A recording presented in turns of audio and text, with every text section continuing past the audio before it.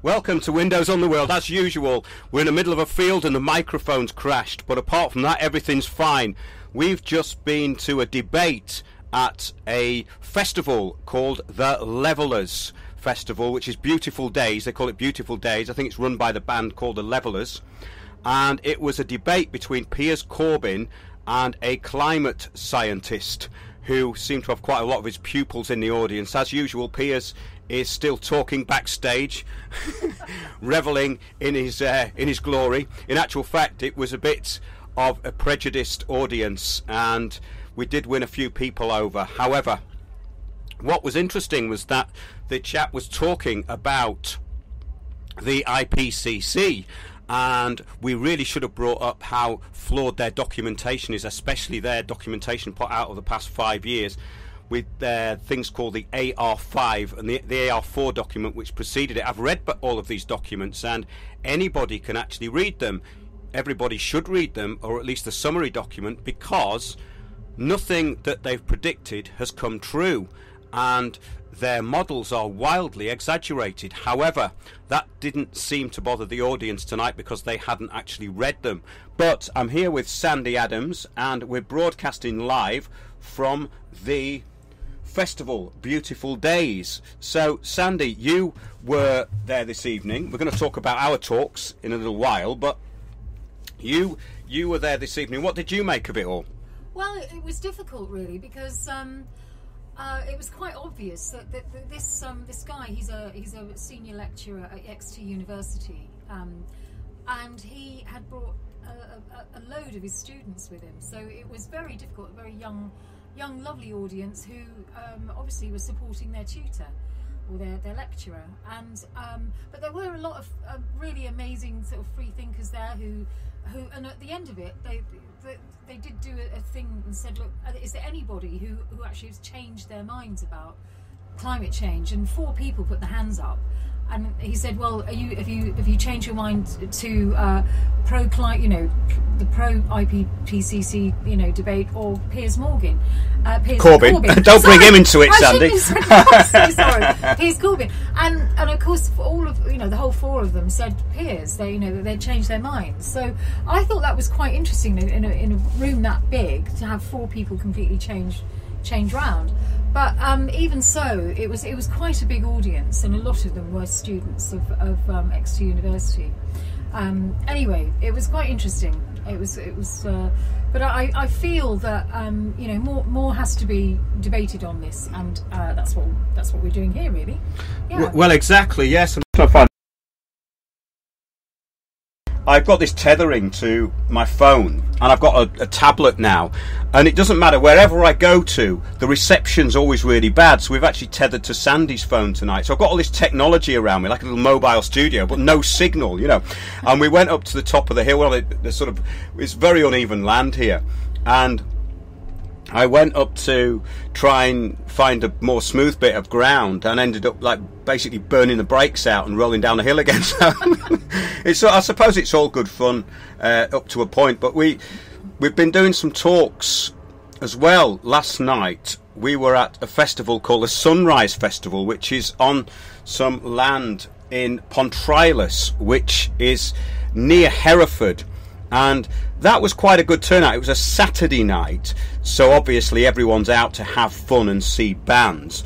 But there was quite a few people in the tent, and they were asking really good questions. But the main sort of question is what do we do about it? Well, that's kind of covered as well. To bring it into what they were saying tonight, it's very disappointing when you get this, because you realise that these people are going to give up everything for this climate change agenda. There's people in there who believe it. It is a religion to them. So they weren't that extreme, but there were some quite interesting comments from the audience, weren't there? Did you think that? I thought it was quite good. Yeah, no, it was brilliant. I mean, we had quite a cross section of people. And I'll just get a bit closer to Yeah. This happened last time, didn't it? We were at your house. Actually, if you move up that's a bit, right. Yes, I think that's probably easier. That's right. We had a place for Mr. Corbyn, but he hasn't. He's having cups of tea with his audience. He will be back. But he's Anyway, we had a good cross section of people there. And we had a fantastic question and answer session at the end, and there were some people that, there was a guy that worked in the gas and oil industry, wasn't there? Who was sort of having a bit of banter, but it's a difficult one. I think more and more people are waking up to this and understanding that there's a different narrative going on, and that they've been lied to, and this was clearly evident in the audience last night. Didn't you think that? Yeah, very much so. And I think that it would have been much better if Piers would have concentrated a bit on the IPCC data, because the other guy actually was relying on that. He actually contributed to the IPCC papers. Someone's just asked me if I've deleted my Twitter account. I don't know, maybe it's been deleted. I'll check as we go along. But yeah, we had quite a good talk last night, and yeah, when you go to these festivals, you realise that they are very hedonistic, and most people are not interested in anything really. It seems to be quite hard work, so they're probably not the ideal places to actually get an audience in. We'd be much more enthusiastic about little kind of venues and village halls and the back of pubs, if people want to put talks on, because often you get a better sort of more focused audience with these. It was quite interesting actually, because there was a girl there last night who I met just before we did the first David Icke TV show, and it was quite interesting, because we were talking about the geoengineering issue, and that was, well, it brought back memories, put it that way, of how this chemtrail thing really kind of divided and ruled people. And of course, the divide and rule strategy is something we talk about all the time, and that is the main thing. That's what this debate was about, really. It's to kind of polarize it. And the thing is that the scientists that put this forward, I mean, like the one tonight, he rolled off all of his qualifications, which took about 5 minutes. It was intensely boring.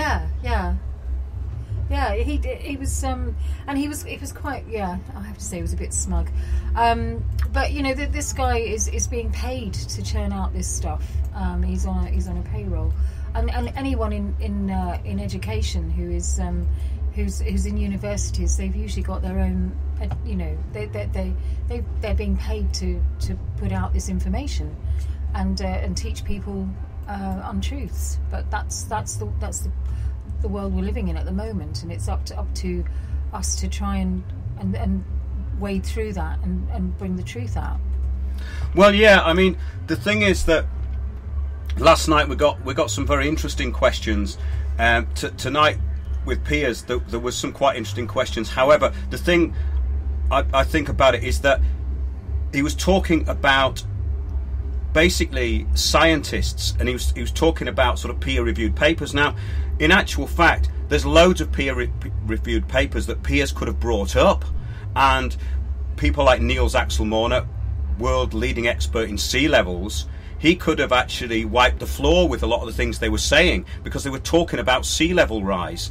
And there's even things that could have been brought up, such as the measurements in New York Harbour. They're saying that the sea levels are rising in New York Harbour. Well, it's not actually true. New York Harbour is sinking because they've built on it.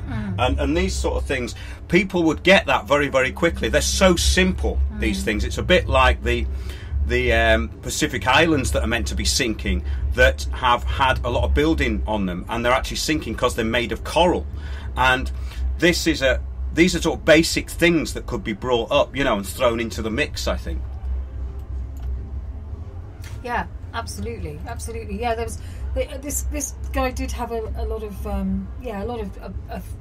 of papers, and a lot of people said, well, we've seen this guy with a lot of papers, and Piers didn't have the papers. But Piers quite rightly said, well, I actually came to just have a debate. I didn't think I'd need to bring all that kind of stuff, you know, and bring all that stuff. So he didn't. But certainly, I mean, there's a court case as well he could have mentioned, I think, that happened in America, wasn't it? That's right. Yeah. Well, the federal judge was there to adjudicate, and he did, and he said, this is not evidence. He actually told them that, because basically this was brought against the oil companies by lobbyists in the California government, and it got pretty much thrown out. Now, he could have brought that up, and this stuff has to be prepared for, I think, because these people are using what they say is consensus data. Well, he did actually quite successfully debunk that. In other words, there isn't a scientific consensus on it. But the other fella got the upper hand because he came across as though he had more data,